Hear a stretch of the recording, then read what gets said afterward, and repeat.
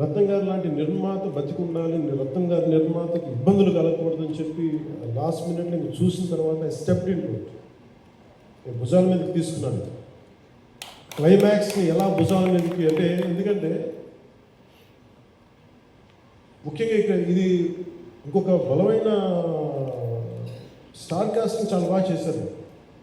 ముఖ్యంగా బాబీ డియోల్ గారిని అంటే ఈరోజు చూస్తుంటే నాకు అదే అనిపించింది.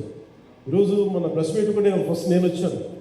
అందరూ ఎంత బిజీగా ఉన్నారు, కొన్ని రాత్రుల నుంచి నిద్రలేదు.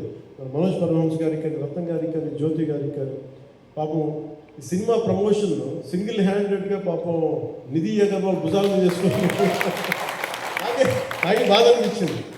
పాపం ఒక అమ్మాయి తన కెరీర్ తను చూసుకోవాల్సిన అమ్మాయి కూర్చోబెట్టి నాకే సిగ్గు అనిపించింది. Truly appreciate you. చాలాసార్లు పాపం అవన్నీ వెళ్తా ఉంటే నాకు ఇదేంటి సినిమాని అనాథలా వదిలేశారంటే వచ్చింది. నాకేమనిపించింది, ఈ సినిమాకి ఎవరు అనాథలా వదలలేదు, నేను ఉన్నానని చెప్పడానికి వచ్చాను.